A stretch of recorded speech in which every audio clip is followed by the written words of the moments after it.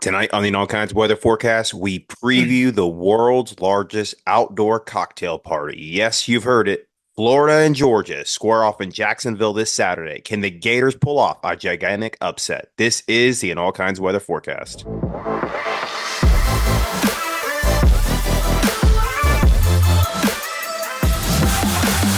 And welcome in to another episode of the All Kinds Weather Forecast. I'm your host, Chris Yane, joined alongside Neil Schulman, the founder of All Kinds of Weather, here to preview the Florida-Georgia matchup. That's right, it is Florida before Georgia. F comes before G. We will always call it that game.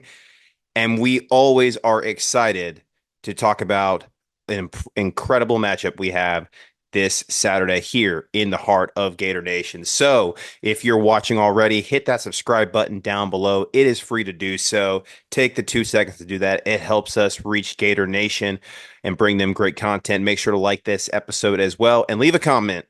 Your prediction. Do the Gators upset the Georgia Bulldogs, or do they go down once again for the fourth consecutive season?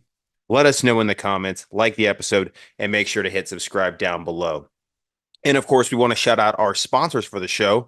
The All Kinds of Weather Forecast is proudly sponsored by 401k Generation, the wealth management company that helps you invest today for your future tomorrow. Their team of advisors is committed to providing guidance and education for your 401k plan and its participants. And they also offer a range of enrollment solutions tailored to meet the unique needs of your company's 401k plan. Whether it's saving for your child's college, investment advice, or even your retirement, 401k Generation's team of advisors makes getting to know you their top priority. Their advisors will tailor a path to assist you in navigating life's financial milestones and reaching your financial goals. 401k Generation, building stronger futures, one generation at a time. For more information, contact them at 866-998-5879 or visit their website at 401kgeneration.com. Shout out 401k Generation. Shout out Eddie Rojas. And shout out Heads and Tails. Are you a passionate Gators fan? Then you need to check out Heads and Tails, South Tampa's ultimate destination for all things Gators. For nearly 30 years, Heads and Tails has been the go-to shop for Gators merchandise, apparel, and gifts. Whether you're looking for the latest jerseys, stylish hats, or unique memorabilia, Heads and Tails has you covered. Heads and Tails hand selects only the highest quality styles and brands, ensuring you can truly champion your team with pride. In July 2020, three families came together to continue the legacy of Heads and Tails after it was put up for sale, and they proudly have carried on this tradition. And they could not have done it without the amazing support from the local community and fans from all over. Your enthusiasm fuels their passion. And here's an exclusive offer just for you and All Kinds of Weather listeners. Use the code IAKOW30 for 30% off in store or online at theheadsandtails.com. That's IAKOW30 for 30% off in store or online at theheadsandtails.com. So, as you can see, if you're watching here on YouTube, Neil's sporting the official logo hat. I'm sporting the reversible swamp hat, as well as the Horn Legends polos. You can see the standing Albert Gator there. And you know what? Special news that has dropped. This hat now is available online at theheadsandtails.com. It is going to fly like hotcakes. So go online, grab yourself a reversible swamp head, a swamp hat using the code IAKOW30. Gear up for the Florida Georgia game this Saturday in Jacksonville, or if you're watching at home or your watch parties. So, Neil, it's Florida Georgia weekend. Throw out the records. It's a rivalry game. Excited to talk about it. I'm always excited to talk about rivalry games. This honestly is probably my favorite rivalry game that I look forward to every single year. I had preluded to in the bye-week episode. I've attended this game 13 consecutive years. That streak is coming to an end this year. I am attending a friend's wedding in Jacksonville. I will be supporting from afar. I will be tracking the game from there, but I'm excited to attend my friend's wedding. Excited for you to be attending the game. Certainly, you look forward to hearing from your perspectives there in Jacksonville. But this is a game where a lot of great traditions, a lot of memories are made, some good and some we probably forget those memories, if you know what I'm talking about. But it is the world's largest outdoor cocktail party. Neil, where's your head at going into this game? I mean, my head is really at can the Gators pull off one of the bigger upsets in school history, at least in terms of rivalry games. I don't know how this would compare to maybe like a 1940s game or 1950s game, and it was basically an intramural squad against I don't know. Well, Auburn was always a rival, but and certainly in modern times, Florida has been large underdogs before a couple times and pulled off upsets. I don't think they've ever pulled off an upset with someone in such a large position of power like Billy Napier is, who is just so incompetent in so many different ways. I mean, maybe you can say Treon Harris in 2014 and 15, but Florida had a really good defense then to bail out any inconsistent performance issues that Harris had or any just mistakes he made, period. But now it's at the head. Now it's at the full control panel is the head coach versus a quarterback who only really controls one side of the ball. So I don't think Florida's ever if the Gators do pull this off, and that's a humongous if, but if they do, I think it will be the biggest upset in school history, not really from a point spread perspective, but because there's such an obvious handicap at the head of the snake, so to speak, because the Florida program is historically speaking a monster, at least in the last 30, 40 years. It's a Leviathan, it's a beast. Right? What was the Bear Bryant quote? Don't wake the giant. It's a sleeping giant of a program. It's a behemoth of a program that finally woke up in the 80s. And now the head is just like spinning crazily in circles, like, I don't know, like a screw is loose or something, metaphorically speaking, and maybe literally speaking. Point is, I don't think that Florida's ever pulled off an upset of this magnitude with such a magnificent feature working against them. Yeah, that's a good way to put it. I mean, I agree. I think this will be the biggest upset in modern Florida football history, to put it plainly. I think if we come on here Sunday evening after the game, we're recapping it. I think the bottom ticker is going to read Florida pulls off biggest upset in recent history. And I can't think of, I mean, obviously we've witnessed a lot of major upsets in its time, in our lifetime, of course.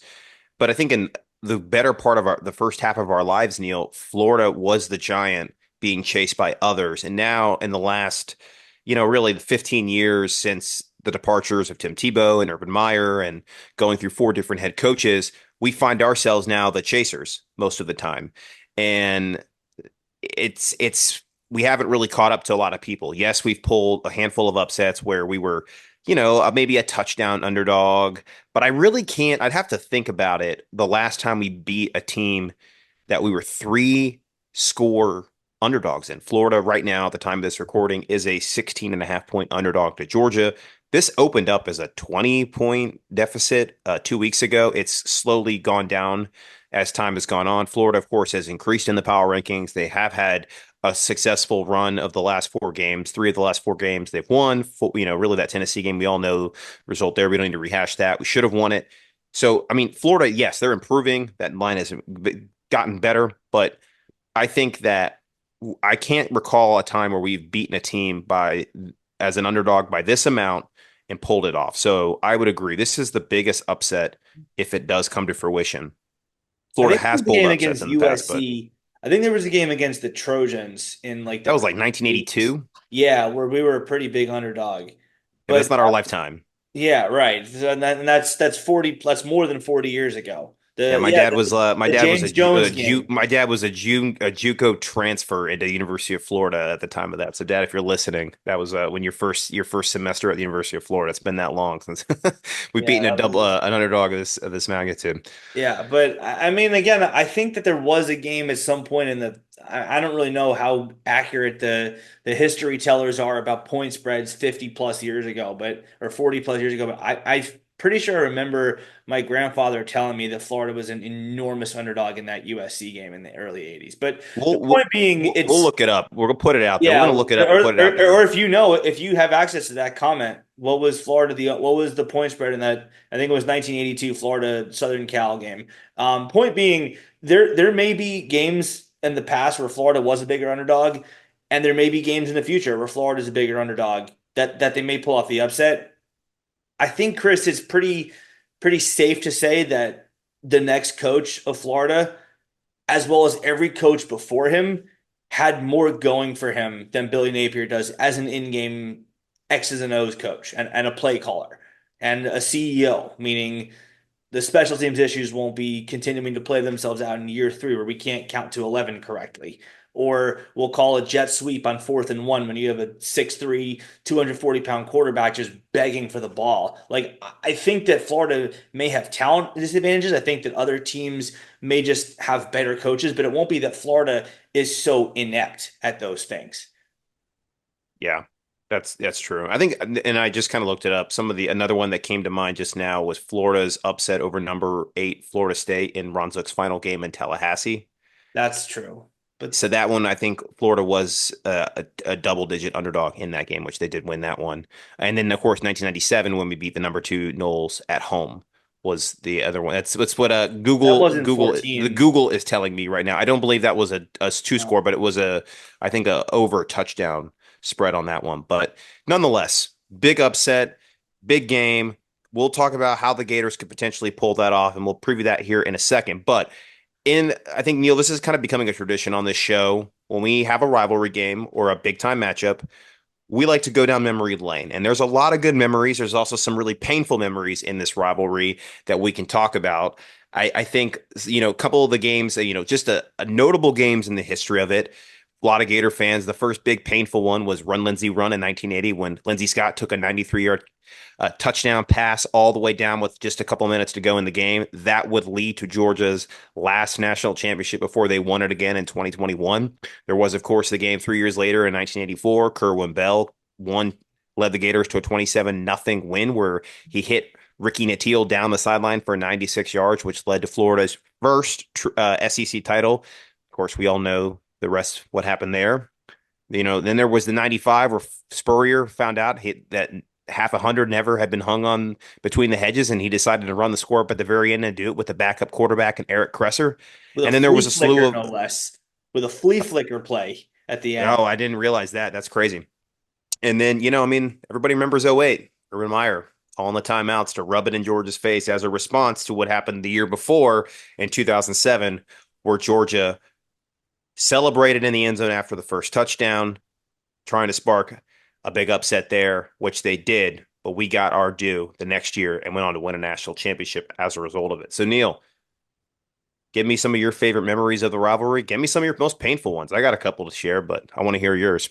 Yeah, 2008 is the obvious answer for the best rivalry moment. And there were so many like sub moments within that larger 3 hour party. Well, I guess I should say that there were just so many moments within that 3 hour party. The timeouts where Urban Meyer displayed that killer instinct and that ruthlessness that frankly this current coach and this administration lacks and doesn't seem to have any interest in obtaining. The fact that Urban Meyer also possesses about a million times more powerful of an actual football brain is probably a different discussion. But that's the game where you go, all right, that win defines this program. You can ask any, even just general college football fan, what they were thinking when they saw that game. And they will remember their thoughts. Of course, Gator fans will, and even Georgia fans will. They'll want to forget it, but they'll remember it. But that's the game where you go, all right, Brandon Spikes, tattoos, no Sean Marino into the Everbank Stadium turf. That's the game where Urban Meyer calls those timeouts at the end. Those are the moments that everyone remembers. And Tim Tebow with his towel running down the sidelines, pumping up the fans, waving the towel, swinging it around. Um, we all remember that. But here, I'm going to give my top 5 highlights of that game in between those two moments. Number 5, and that I think people forget, that I think need to be shouted out. Number 5, Butch Rowley recovering the onside kick.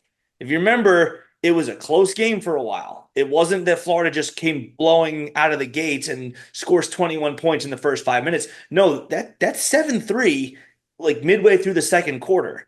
And Georgia gets a field goal to make it 7-3, and they go for an onside kick. That's Mark Riggs going for a huge momentum swing. Doesn't happen. Not this time. Raleigh recovers it. Florida goes on to win 49-10, as we know. Number 4, Ahmad Black takes the interception back 64 yards. It was already pretty clear at that point Florida was going to win the game, but that was the moment where I feel like it turned from a football game into just a party, for Gator fans. Like it was already 35-3. You knew Florida was going to win the game, but now it's just a matter of, all right, we're going to run the score up. This is going to be a memorable, unforgettable game. And of course, on the next play, Percy Harvin takes advantage of a bust, makes it 42-3. Number three, Joe Hayden taking the interception back 88 yards, and it was clear Georgia had no answers. The call from Vern Lundquist there was iconic. Right side, drills it, intercepted, and here we go down the sideline. Joe Hayden. Gary Danielson cuts in. He's like, gonna score. Hayden is being chased. He cuts back. He might have gone all the way. He still might. Finally gets tackled by Mohamed Massacall at the 1 yard line. Next play, Tebow scores, make it 21-3. Memory number two, John Brantley hitting Deontay Thompson for a totally unnecessary but absolutely hysterical touchdown in the final minutes. All that does is change the score from 42-3 to 49-3. And when I say unnecessarily, I mean strictly in the who's going to win the game sense. It was very much 200% necessary because to hell with Georgia, when you get a chance to humiliate the Dogs, you do it.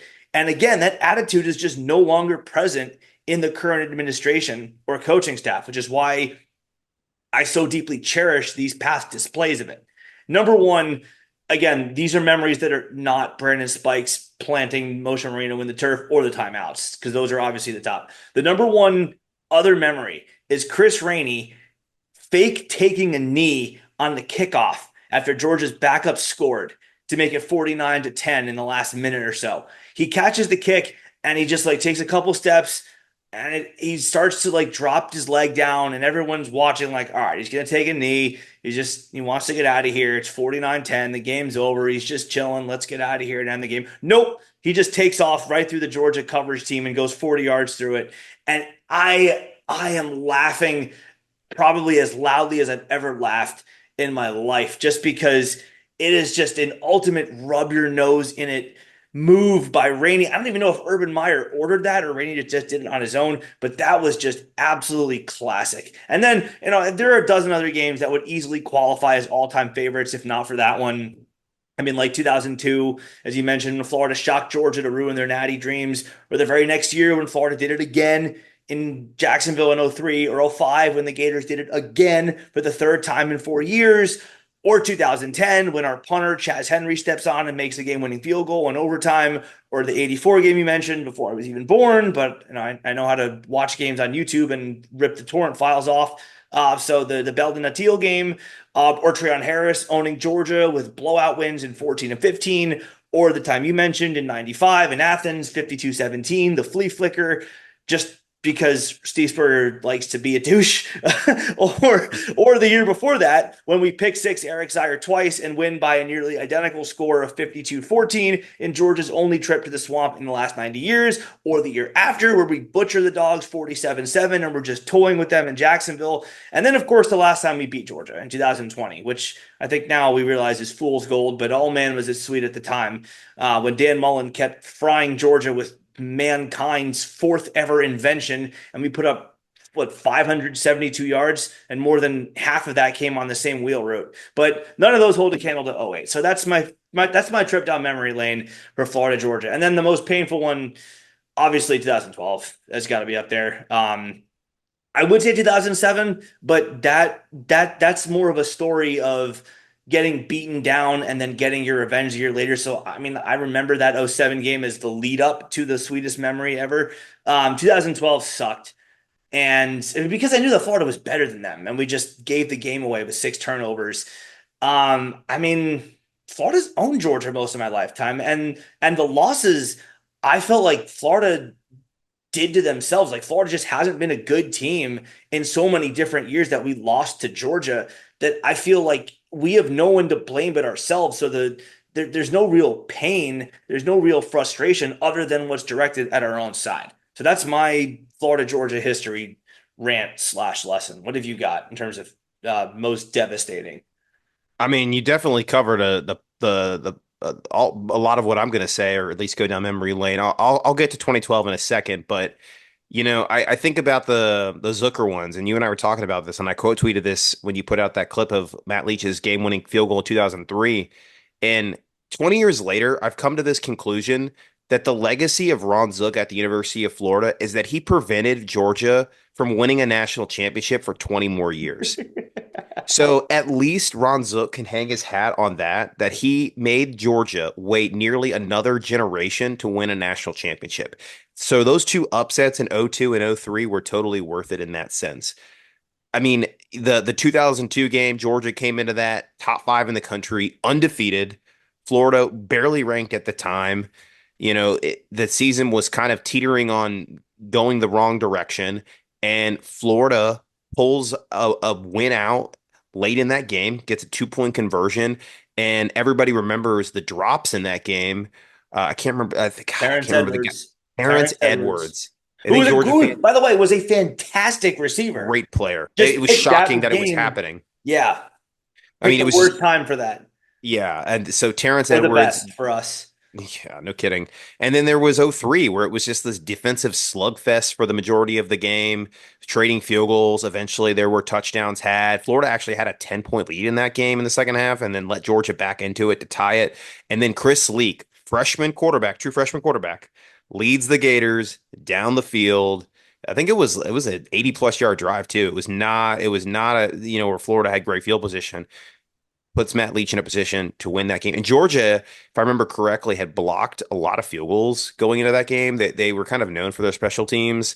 And Matt Leach actually was able to slide it up the left upright away from the Georgia blocker. The guy who was going up to block, who had blocked several kicks that year, he knew where he was going to jump and actually was able to get it in the direction needed to win that game. So Ron Zook, legacy, kept Georgia from winning a national championship for 20 years. So I'll take that. And then I think about the '08 game all the time. I mean, you definitely went into it, just the ultimate revenge factor and highlighting the fact that how far apart those programs are, the mentality that those players had. You talk to guys like Brandon Spikes and Major Wright and Ahmad Black.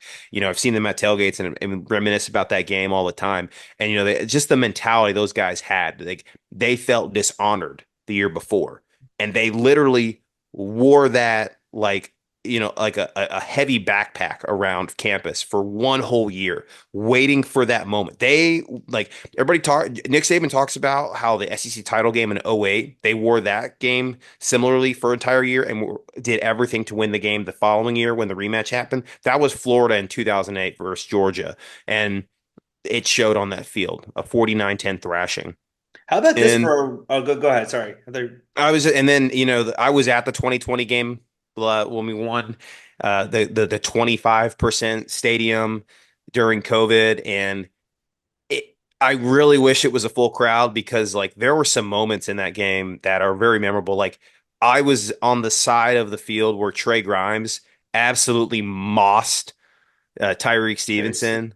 No, Or no, I'm Campbell. sorry, it was Campbell. Tyson Tyson Campbell. Campbell. Tyson Campbell. And good Lord Almighty, I don't think I've ever seen a more beautiful catch and throw. I mean, at that point when we hit that right before halftime, I knew it was over. I was like, there's no way these guys are coming back. It was just Florida was on it that day, and I think Malik Davis is still, I think he's still running from a wheel route that he caught. I mean, the amount of times we just wheel routed them to death in that game. So there was definitely that. And then, of course, 2012, I was in the end zone 10 rows up for where Jordan Reed fumbled that ball. And I mean, remember he caught it, and I was like, I thought he was going to score. And then I think my heart dropped out of my body. I wanted a black hole to just suck me up in my seat at that moment when that happened because I think everybody just knew when we lost that game, it was the season. It didn't matter what happened the rest of the way. That was the season right there. We lost control of our destiny to go to Atlanta. We lost control to play for a national championship. We ended up playing in the Sugar Bowl that the Gators, you ask those guys from that team, they definitely did not care to be there. They wanted to play in the national championship game against Alabama. I think they would have put up a better fight against than what Notre Dame did that season. I think they would have put up better. They definitely would have competed for an SEC title that year had they gone to Atlanta, just with the defense that they had, the talent that they had there. So it was just it to me. If you ask me, top like most painful losses in Florida history, it's top two between that and 2001 Tennessee. It's right there. So I think that one, and just being there witnessing it, it's just God, that one. If I could give five upsets back, that we pulled over Georgia in the last 20 years. To have that one, I think I'd probably take the trade, Well, quite here's all right, frankly. but but here's the counter. Let's say that Florida does win that game and they go to the national championship game and they fight and they lose to Alabama fairly respectably, but they lose. You don't have a natty to show for it. Still worth But it because you made it there.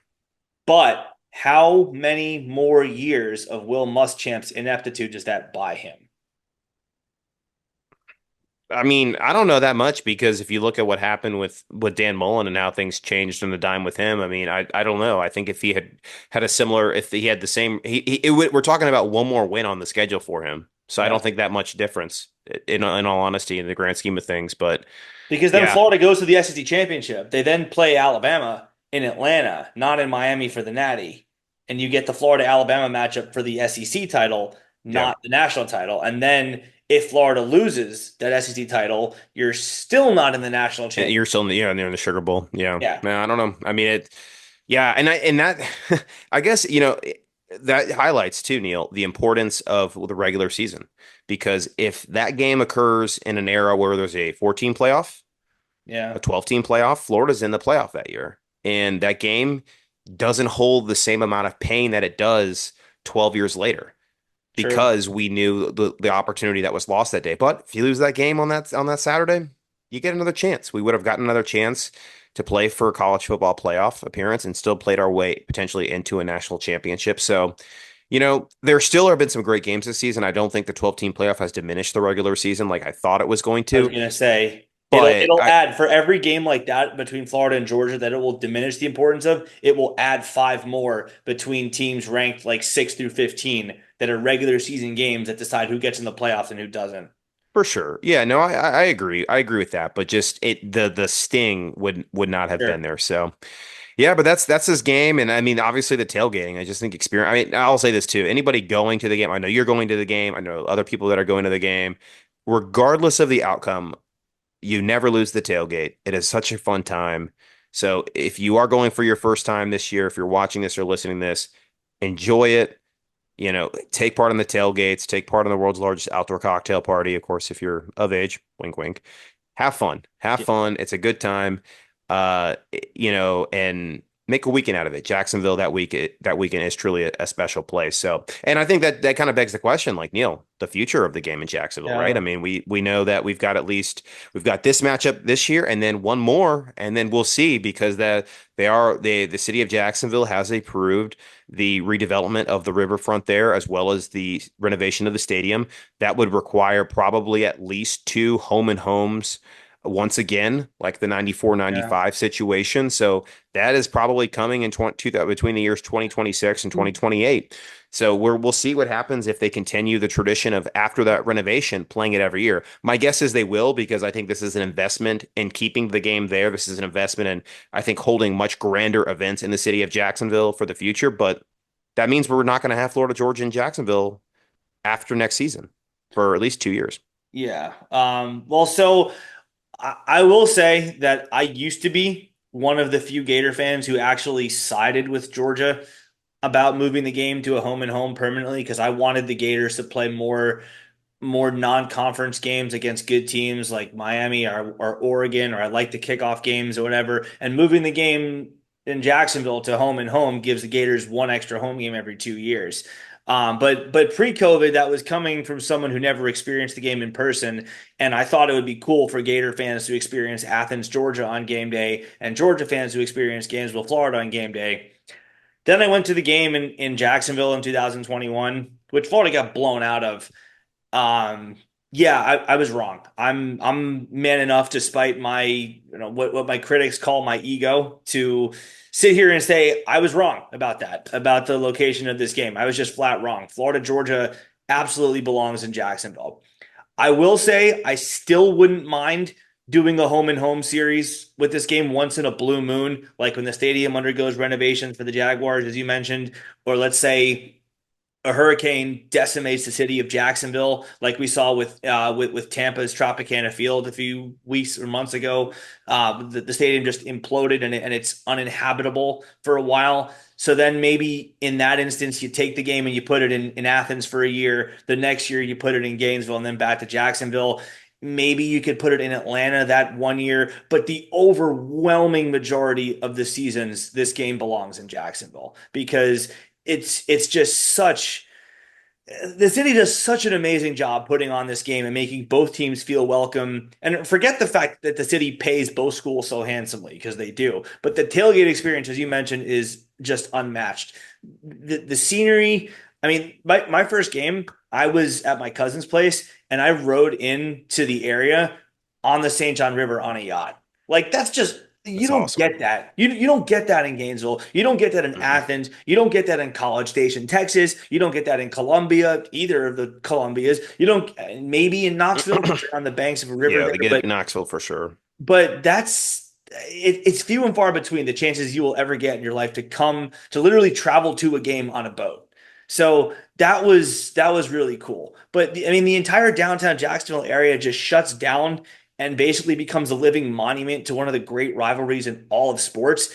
And it's not just the alcohol, it's not just the blasting music from the 400,000 different tailgates. It's not even just the color contrast that's so stark between the orange and the red and then the blue and the black. It's everything. The river, the airport is bustling, people from all over the country descending upon Jacksonville for this one day. I remember when I used to live with my parents up in New Jersey in 2021. I'm still riding out the end of COVID there. I had to fly down for the game.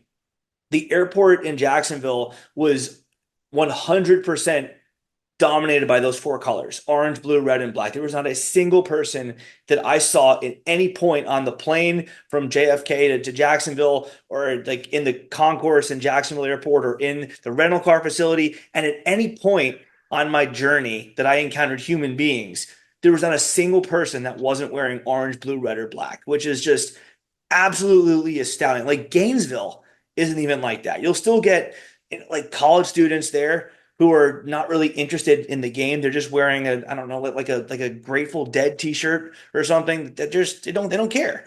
But that's not the existence of anyone in downtown Jacksonville on this weekend. It is a sight to behold for sure. So yeah, it belongs in Jacksonville, man. It just does. I'm sorry, Georgia fans. I used to think like you, but the truth is you guys get a lot of money for this game just like we do. And now that the NCAA has actually allowed the teams to host recruits for this game a Mhm. couple years ago, which I think was a valid argument by Kirby Yes, Smart. it With was. but with that taken out of the equation, there's no reason to take this game out of Jacksonville because when one team is great and the other team sucks, the good team just naturally winds up with 60% of the tickets, whether that's Georgia or Florida. So don't come at me with the distance because you guys make it work. I make it work from Charleston, South Carolina. I made it work from New York City for a couple years. Don't even bother. Okay, it's They not make even a like weekend out of it too, though. They make a weekend out of it. They go they down. do, and They and go they're to the happy beaches about in it. South They like Georgia, it. and yeah, no, they make a weekend out of it. So like, yeah, it's. I think this will. I really believe the game is going to go back. I think the investment in the stadium and in the city in general is going to keep this game here in Jacksonville. I think the tradition will stay alive, and like you said, the renovation will provide an opportunity, a really once in a generation unique experience to see Athens, Georgia on game day, and then see Gainesville for on game day with this game. I mean, that will be something very special. I plan on attending both games if I can make it work because I think it is a once in a lifetime event, or not really once in a generation Twice, event. a twice in a lifetime event. Maybe a twice, yeah, depending on how long we live. But I mean, and how good that stadium renovation is. But we'll definitely take advantage of it when it happens. But yeah, let's keep this game in Jacksonville. Let's keep those traditions and those memories flowing along the banks of the St. Johns River. Florida and Georgia facing off for the 102nd time in its history. If you ask Georgia fans, it's the 103rd time. But of course, Florida was not a football program yet in 1905, so we do not count that one. Georgia leads the series 55-44 and 2. Florida, though, has won 22 of the last 34, dating back to 1990. The last one coming the 44-28 game we referenced back in 2020. This is the first time since that matchup, though, that Georgia is coming into the game with a loss to their record. Georgia has come into this game undefeated and number one the majority of the time of the last 3 years. So this is actually a little bit of a change, at least in the last couple seasons. This is probably the worst Georgia team that we will have faced since 2020. And I don't think that's necessarily hyperbolic in saying this is still a very good Georgia team. Just from the performance and talent perspective, it may not be as good as some of those teams of the past. Now, Georgia, though, certainly they got their big win 2 weeks ago in Texas, 30-15. It was a welcome to the SEC moment for the Longhorns. Kirby Smart and the boys ate there in Austin. They've had 2 weeks now to prepare for this game, 2 weeks to prepare for DJ Lagway, who is coming off a incredibly successful second start in his Gator career, first in the SEC with a 48-20 win over Kentucky, having 259 yards on 7 completions. But of course, we all know 5 of those 7 completions being going for 40 yards or more. Florida's offense has certainly hit a new level that it has yet to hit here in the Billy Napier regime. So certainly, I think if there's a prelude to a key to the game or a way Florida can win this, it's hitting those massive explosive plays versus this Georgia defense. But then again, Kirby Smart has had 2 weeks to prepare for an 18-year-old freshman quarterback. He is one of the best defensive coordinators in the history of college football. That's why he became the Georgia head coach and has been able to maintain his stature there for the last 9 seasons. So, Neil, let's break down this Gators team first, and then we'll talk about the Dogs. Key players in this one. So, obviously, we mentioned DJ Lagway. We'll see if Montrell Johnson is able to go. But I think after Jaden Ball's 5 touchdown performance, tying a school record for rushing touchdowns in a game, I think Gator fans are going to want to continue to run the ball. You know what I'm saying here? So we're going to be looking to see that. And then obviously, I think too, how do they get Trey Wilson a little bit more involved in this offense? He's played the last 2 games since he was injured in that Samford game, did not play again until the Tennessee game. In that Tennessee game, did not have as many touches, was not as involved outside of a poorly timed jet sweep. And then in the Kentucky game, 1 catch for 40 yards, and that was it. So I would definitely say as an X factor to see maybe getting him back into the game. So, Neil, what are you looking for, I guess, on the offensive side of things for the Gators? Offensively, I want to see if DJ Lagway is going to have his freshman moments because he did have one against Kentucky. He did have one against Tennessee. I wouldn't really say that either one cost Florida. I mean, the Tennessee pick was bad, but that game was lost in the first half with various iterations of Billy Napier idiocy. I don't really put that on him. I wonder what happens if and when, or if or when DJ Lagway makes a terrible mistake at some point that completely flips the momentum of the game. And Napier hasn't done anything to screw his own team over. And it's very clear that Lagway himself messed up because it's going to happen. It's not pouring anything on the kid. It's not just overly being negative about him. It's just, look, he's a freshman, talented as he may be. It's going to happen. He's going to do something that we look at the replay and go, oh, that was dumb. Why'd you do that? Of course, things happen like that. You can't really harp on it too much. But my biggest key is, all right, DJ, you messed up. Now what? Now what do you do? How do you respond from that? I think he is built of the metal, that's mettle metal, that he will respond just fine.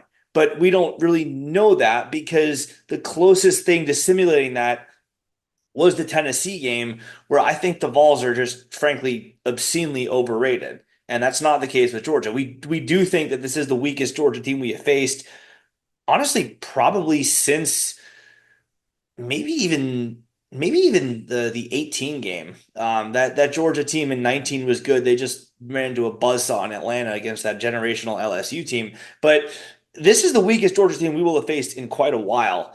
And yet they're still the most talented team on the schedule for Florida. They're more talented than Texas. They're more talented than LSU. They have the pieces to just harass him all day because they could just bully our offensive line all day. Even if our offensive line was better than what we think it is, they have the abilities on defense to make a lot of offensive lines look very pedestrian. So the point is, DJ Lagway is going to make a mistake at some point.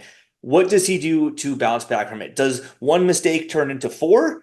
Or does one mistake just become an isolated lapse and he bounces back the ball out for us? Yeah, I mean, in the Tennessee game, he had the interception that unfortunately led to a Tennessee touchdown that was pivotal in that game. But he did come back later in that game and deliver the tying touchdown that sent it to overtime with a third and long to Chembry Dike stepping up into the pocket, Phenomenal throw. delivering a dime. So yes, you got to take the good with the bad. This guy has an exceptional ceiling, and to highlight that, I mean, DJ Lagway right now has a rating of 170.4, which is good for third in the entire SEC. He has completed, as I mentioned, 5 passes twice this season for 40 yards or more, and he boasts an FBS leading 63% completion rate of throws that are 20 yards or more downfield. So holy air yards, DJ Lagway can sling it. And I definitely think he gives us a better opportunity to win this game more so than any quarterback that Kirby Smart has faced since Kyle Trask in 2020. This is definitely going to be, I think, a matchup that's going to cause some concerns for the Georgia defense. Like I think Florida definitely has an opportunity to hit some big plays in this game, and that's due in large part to DJ Lagway's ability to hit the deep downfield throw. Now, that's not possible though without the triple threat of the receiving room. The other thing that I'll say, Neil, Florida is the only team in the FBS with two receivers that are averaging 20 yards or more per catch, and that's Elijah Badger and Chimmery Dike. So outside of Eugene You Trey can thank Wilson, Kentucky for that, by the way. yeah, sure, whatever. I mean, it's still an impressive stat, Sure, and sure. so regardless, I mean, I don't even know why you'd throw that out there, but these guys have been balling out all season, and you know they are the hope for this team, right? You've got Badger, who's on track potentially for the first 1,000-yard season since Taylor Jacobs in 2002. Ricky Pearsall came oh so close last year. He's got 524 yards this season.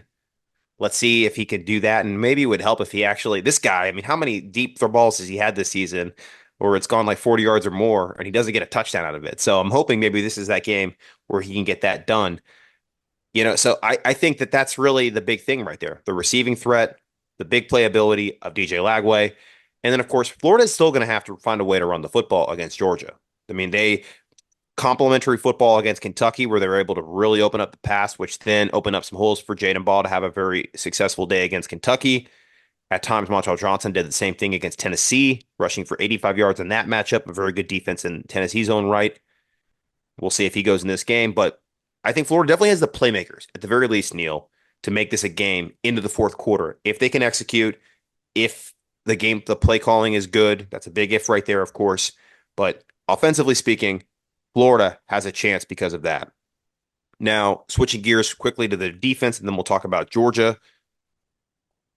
I'm going to bring up uh, Jack Pyburn here, who I think is starting to become the heart of the defense. And you posted a clip of it. I know other people posted a clip of it, but Jack Pyburn might be the ultimate football guy. I really just want this guy. I mean, all he really needs to do is put the old school, roll up neck guard in the back, and he's like the reincarnation of Brian Bosworth in the 1980s at Oklahoma. I mean, get this guy a neck roll for this game, please. But I mean, I'm going to open the floor and let you talk about what he said in this press conference because it was astounding. The jackhammer. That's got to be his. I mean, the Austin Armstrong phrase, negotiate with a hammer. Jack Pyburn's personal mantra is negotiate with a jackhammer. I mean, he's just the energy is so welcome and so impressive after again, we saw the Gator defense just completely shut down the operation twice in the first 3 weeks of the season. And even against Mississippi State, that was still a terrible showing. Really, since then, what a garbage time drive by Central Florida when the game is already over. Tennessee was for the most part shut down. Kentucky hit a trick play against us. They did better than they probably should have done in garbage time, but the Florida defense has looked very, very different since Mississippi State. And I think Pyburn has a lot to do with it. I think that the praise should be spread around a little bit more than that. And I think there is a lot of praise to go to a guy like Cam Jackson, another infectious energy guy. I think the secondary has looked better for the most part. I think Devin Moore has a lot of praise that is deserved to come his way. I shouted out Dejon Johnson for that play late against Kentucky. I think younger guys like him are stepping up into larger roles. I mean, we saw Miles Graham take the field a couple times in big situations.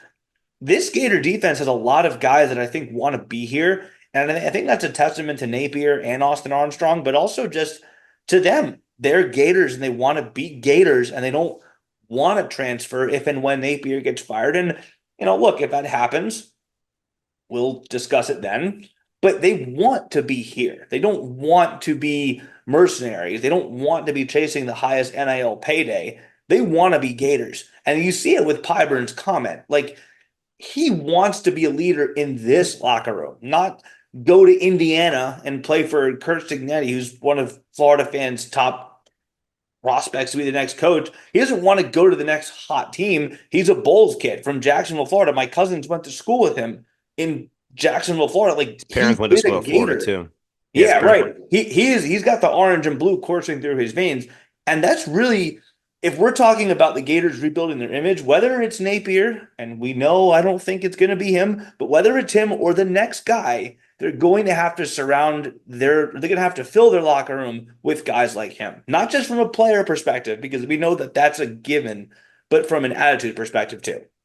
Yeah, absolutely. And shout out to him for coming back this offseason, recovering from that ACL and becoming this massive contributor and part of that defense, leading the team now in tackles with 35 on the season. It hasn't even played a full season. So incredible there. He's really lighting it up in the stat sheet from the tackles perspective. And yeah, you mentioned the secondary. Trequezie Bridges has taken that safety spot and run with it. He is playing like a pissed off guy after getting wrongfully ejected in the Texas A&M game for something that wasn't targeting, where he plowed his helmet in a dude's rear. Just making a old school football tackle. We can't even have a good game of football anymore with these new targeting rules. But he's been playing fantastic at safety. Jordan Castell, we've talked about his woes this year, maybe a little bit of a sophomore slump. Last two games has improved some, and we're going to need to see that, especially in this game. He's going to have to go down and tackle, and I'll mention it now. This defense, I'm looking for them to be a little bit more hungry for this one, and I think you know what I'm talking about, because there was a man that decided to abandon this locker room and not be a leader in this locker room, who never got in trouble, goes to Georgia, gets in trouble, chasing the NIL deal. He got it. And I mean, look, he's we won't disparage him, in the stat sheet, because that's certainly not the case. But the Gators are going to be taking on an old familiar friend, now a foe, Trevor Etienne, who leads the team in rushing on 82 carries, 422 yards, just over 5 yards a carry, and 7 touchdowns on the ground. So you can bet with a Carson Beck who, while he does have 2,000 yards passing, has struggled at times this year. He's got 8 interceptions now through 7 games this season. So he has a propensity to turn the ball over. Georgia probably is going to lean on Etienne. You can bet Kirby has a way.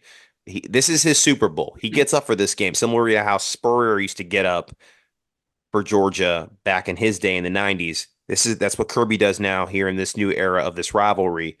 I think he's going to involve Etienne in this game. So I'm looking for this defense to run with their hair on fire and get after him, because if not, I don't want to hear anything. I don't want to hear all the talk, because you've heard the chirping a little bit in the locker room this week, and I like that. I think the guys on the defense, I've seen it especially from their room. There's a little bit of an edge, I think, Neil, this week with them, and I think it has a little bit to do with the fact that they want to show up their former teammate.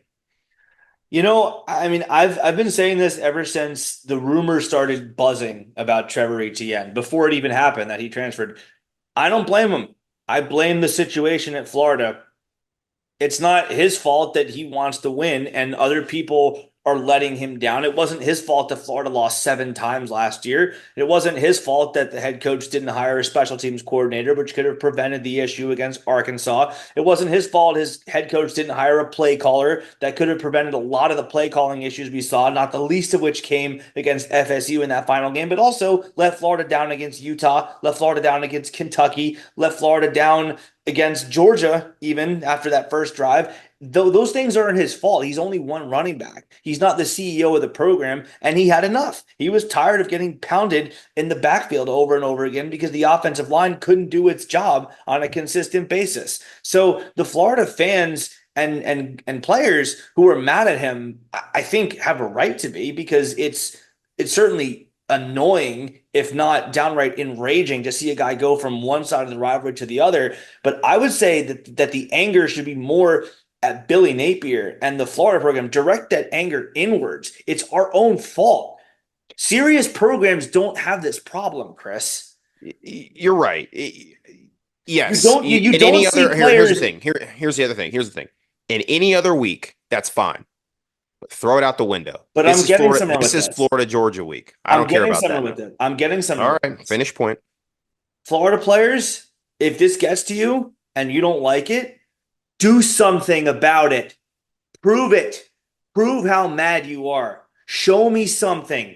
Do the opposite of what Billy Napier does on the sideline every single game, aside from, I think, two, and show me some fire. Show me that energy that Jack Pyburn just showed in that clip that went viral. That's great. Clips are cool.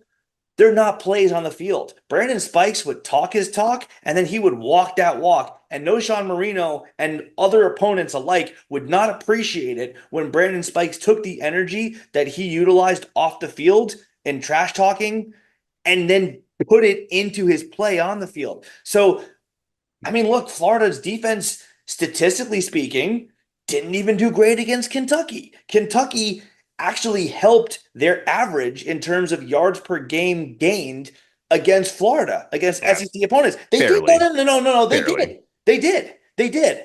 I mean, I So, think I think you're nitpicking a little bit here, but but uh, but the point is, show me some anger. You don't yeah. have the luxury of sitting there and going like everything is fine. No, it's not fine. You're staring your fourth losing season in a row square in the face. The seniors who have been here for 4 years are looking at the possibility of never having a winning season at Yeah. Florida. Show some desperation, show some frustration. Take it out on this guy and stop talking about how cool it would be to face plant him. Do it. And All I'll be right. and if you do, I will be singing your praises the loudest. Yeah. No, I think we're going to need that kind of energy on Saturday to pull this upset. So, no, I like the edge though. I really let's get it back to that. I like the edge on what the players have been exuding a little bit this week. Play with that edge, play with that fire, show up, and I think we'll see some good results because Florida's going to have to definitely keep Georgia from hitting those explosive plays in the run game with ETN and force Beck to win this game with his arm. That's I And think that's the really point. the key for the defense is to force Beck to play this game with his arm and put him in difficult situations because he has a, like I said, propensity to turn the ball over, 8 picks in 7 games. It can definitely happen. We'll look for it to happen on But this Saturday against that them. that's the point, Chris. Do it. Because Yep. like you said, Georgia's offense has taken a step back. You mentioned that Beck has thrown 8 picks. They've all come in 3 games. Georgia's offense is Yep. 42nd in the country with 427.9 yards per game. More than two-thirds of that comes through the air. But the offense has a tendency to just suddenly go dormant for long periods of time. The 13-12 game against Kentucky obviously comes to mind. It was also 14-10 against Auburn, a really bad Auburn team late in the third quarter. And then Alabama, they just don't score for the entire first quarter and a half, and they still only have 15 beside their name with 10 minutes left in the game. So, I mean, that's just very unlike Georgia. I mean, Kirby Smart's a defensive guy, but with the talent he brings in, that's not something that they're used to seeing, just going silent for so long. And Beck threw 3 picks against Alabama in the first half. Even in the road win at Texas, the big game that they're still on, or I guess they were because they get up for Florida like the Super Bowl, but they were celebrating for a long time that win against Texas. Even in that game, he threw 3 picks, also threw 2 picks against what has an argument to be the worst team in SEC history in Mississippi State. Now, he's still dangerous. Beck is still very problematic as a passer for defenses. You can't just bust a coverage or give him a day and a half to go through his progressions, but he's not exactly a Heisman Trophy candidate either. And Yep. I'm not going to give away my pick yet. We're going to get to that, obviously, but I will say that I think that is why this game could be closer than people think. Because you talk about the edge that Florida has. I'm Yep. talking about, show it, and then the obvious tack on point to that is, well, you did, but against a terrible Kentucky team. You Yep. showed it, albeit in a loss against Tennessee, but they're overrated. You Yep. showed it on offense against Mississippi State, and you showed it for a half against Central Florida. Show it to me for Yep. 60 minutes Neil, I against. think we get the point. Show it. I think we Show get the it because point. I'm I think sick we of get the it. point, Neil. I think we get the point. I'm So we're not sick of going to, hearing it. all right, we're not going to belabor this any longer. Let's get to some statistical analysis for our fans here on the show because I think they come here for that. So we get it. Neil wants them to show it on the field. So Georgia in this game coming in with the 41st ranked offense, Florida the 49th. So right there, highlighting the fact that the offenses, explosively speaking, have not been that far different. Defensively, also, this is something that was actually kind of shocking when looking at it. The same amount of takeaways this year as our current defense, both have with 9 takeaways. So this Yeah. Kirby Smart's defenses have been a lot more opportunistic in the past, and certainly that's ways that they've actually piled it on Florida since Kirby Smart has arrived here. We can think of where games have just gotten out of hand because Georgia was able to force those turnovers. This defense has not been forcing them at as high of a rate as they have in the past. So that's certainly something to look at there. But you know what? Look, Carson Beck, he's still a pretty good quarterback. Like I said, almost he's at 1993 on the season for passing, 15 touchdowns. He did get the 8 interceptions, 3 of them coming against Texas last week. So their passing game, I think has struggled against some of the better teams, and it's been padded by some of the statistics of the lesser teams of the SEC and that non-conference schedule. Already talked about ETM with the leading rushing at 422 yards. Arian Smith, their leading receiver. A lot of Gator fans probably would remember him, a recruit that did get away from this program out of the state of Florida. 444 yards on the season with 3 touchdowns, but not as explosive in this one. And if you look at their top receivers with at least 10 catches or more, only one actually averages over 15 yards a catch. And no, so they're not averaging an explosive play, if you will, when they touch the ball, like 2 of Florida receivers and DK and Badger are. So definitely, I think this, like we've talked about, I think this is a Georgia team that certainly is coming in that's not as good as they have been in past years. And we need to see Florida take advantage of that on the defensive side of things. They certainly have improving in the last couple of weeks. There is an opportunity to do so in this game. But once again, like Neil said, show it. All right. So Did I say let's they talk. have to show it yet? Did I hit that point? I think we got it. I think we might be the title of the show potentially. Show it. Cool. So the Just let's making so sure. so then we'll talk about Napier for a second here, and then we'll get into our predictions of the game. And I guess does a win ultimately save Napier's job in this situation? In the bye week, you remember, Neil, you said that Napier had to win this game, finish 8-4. The only loss could be to Texas. I've revised mine to be, I think, 7-5 to keep his job. I think, and ultimately, I think I'm projecting a little bit that if he go 7-5, his job is safe. I don't see him getting fired. I mean, I'm just speaking in realities here, not necessarily in our desires of things. Yeah. If he beats Georgia, I think, let's say right now, if I had to put a percentage, because you love putting percentages on things on the show, right now, the percentage chance that Billy Napier has to save his job is like 5%. I think it's pretty low. However, if he beats Georgia, I think it swings to like 55, 60%. It's a massive swing if he does this because it's a game that nobody expects him to win. And I'm going to assume for a moment he beats the worst Florida State team in modern Florida State history and is good enough to pick off maybe one of those two at home. So that would get him to the 7. I think his chances of saving his job dramatically increase if he beats Georgia this Saturday. And also, it would be a team he's never beaten and over a rival, which we've talked about ad nauseum. He's only won 10% of his rivalry games since arriving at Florida. So, what are your thoughts on that?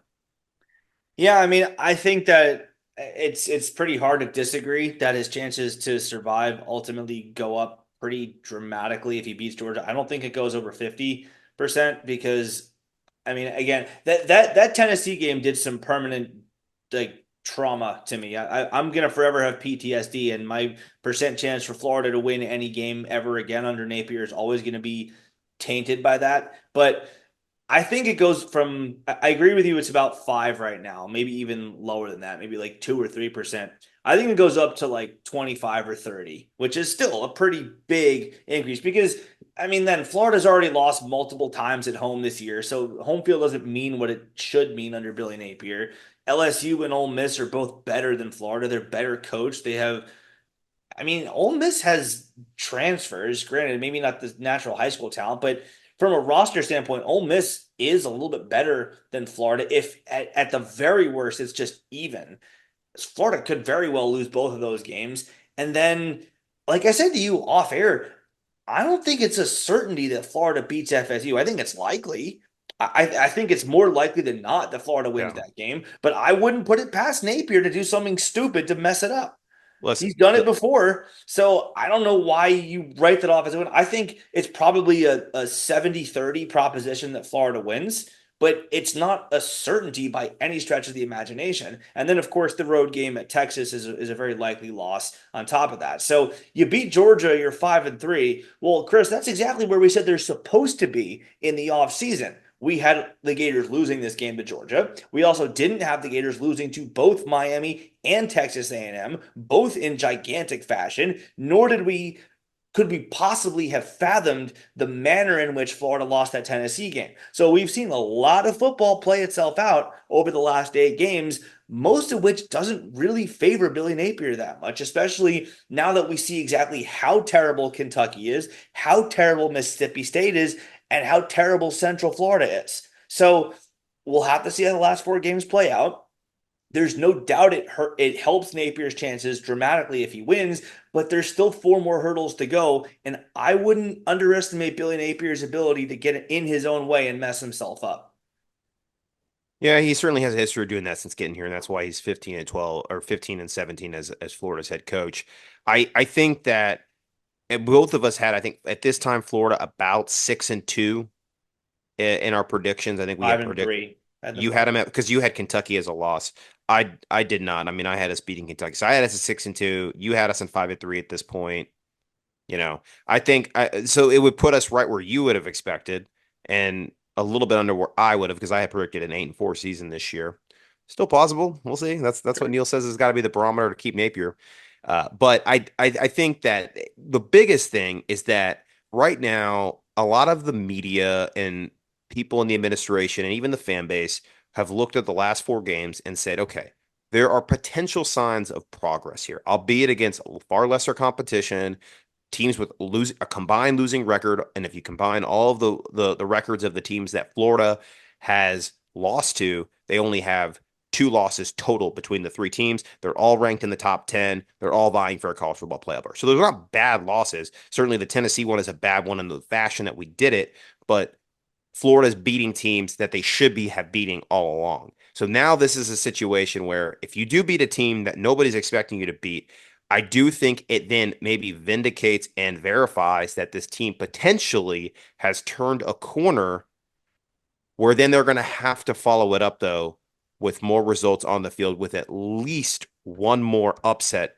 before that Florida State game to set them up for that 7 wins to guarantee the first winning record in the Napier regime and since 2020. I mean, look, there's an obvious counter to that. And the counter is, well, great, you lost to 3 top 10 teams. Who cares? We should be the top 10 team. It's year 3. Billy Napier has said himself all off season long, this is the best roster he's had. He finally believes in this ability to win games, right? It's what he said. His words, not mine. That's why at the beginning of the year I said he's either a loser or a liar. Maybe he didn't believe himself when he said that, or maybe he genuinely did and was just that badly mistaken. But this was the year that Florida was supposed to be the CFP contender. And anything less than that, I don't care what the reasoning is. Spare me the song and dance about how or why they don't get there. They didn't do it. Yeah. So, like I said, what, 40 times already? Show me. Win games. Too late for that. Too late for fought hard. Too late for 4-quarter fights. Too late for progress. Too late. No, no, no, no, no. I don't care. I don't care. Win games. That's simple. Yeah, no, they got to win games. I mean, at this point, they definitely have to win games. It's all right there in front of Billy Napier. He controls his own destiny at this point. Controls his own Yeah. destiny for the next 5 Saturdays in the season. You win the majority of those. I'd say if you win 60% of those games, You're Florida's head coach next season. You get a whole offseason preparing DJ Lagway for his first season to start as quarterback here in this program. Perhaps you can then take that and parlay it into some late success on the trail to get us a respectable recruiting class. Who knows? Maybe you can plunder and pick off some of those Auburn recruiting classes, those FSU recruiting classes. That's the best case scenario here. But it all starts this Saturday. You got to win this game to give us any semblance of hope that is truly possible. So, all right, Neil, let's get into our predictions, though, of what we think is going to happen on this Saturday. So, keys to the game to spring an upset, percentage chance to win, and then our predictions. I'll let you go Yeah, I first. mean, I talked about one of the keys earlier. Lagway is going to have to stay within himself and not completely unravel when he makes a mistake because it's going to happen. Again, like I said, it's not a knock on him. It's not me being negative. It's he's facing a defense littered with 5 stars and he's a freshman. So it's going to happen sooner or later. So does he make sure to not turn one mistake into four is the question. I think that he'll be more likely to stay within himself and not let one mistake balloon into multiple mistakes better than other freshmen, but that's the key in this game. He's going to have to not do that. And then on defense, I mean, you got to stop the passing game because Georgia can go quiet on offense for a while. And I think from most of what I've seen on tape, it's because their passing game just isn't in sync. They don't have a Brock Bowers on their team this year. And obviously, they don't have a generational like AJ Green type receiver. They have some good receivers. Arian Smith is a very good receiver, but he's not Ryan Williams either. He's not a Julio Jones type. So Florida's just going to have to make sure that nothing gets behind them and make Carson Beck have to make more throws to guide Georgia down the field and not give up that freebie 65, 70, 75-yard touchdown because someone busts. So Florida's defense, I think, is indeed playing a little bit better. I still think they have a ways to go to get to where they need to be to pick off a game like this, but it's undoubtedly better than it was against Miami and Texas A&M, albeit again against worse competition. And then don't do something stupid on special teams. 2 weeks in a row now, after we've talked about how the special teams seem to be going in the right direction with Joe Houston, well, we saw the special teams line up again with 12 men on the field in the fire drill against Tennessee and then give up a kick return touchdown against Kentucky. So obviously the latter didn't really hurt because Florida blew them away, but nonetheless, they're not going to have a cushion like that in this game. So maybe let's not do something to lose the game on the third unit that's typically listed in the hierarchy of offense, defense, and special teams. All right. And okay, so I'll get my keys and then we'll get into the And then scores. I'm going to write down my score. Yeah. Okay. So for me, it's a fast start.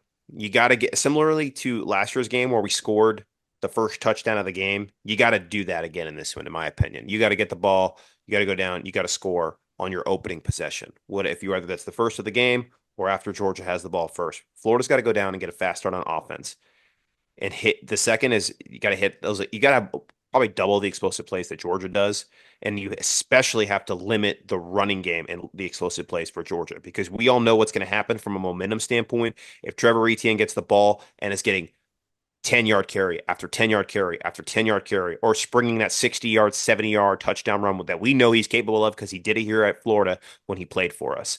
Florida has to get the big explosive play, double that Georgia does. I'm going to say 10 to 5, 10 explosive plays to 5 for Georgia. I'm going to put a stat on it.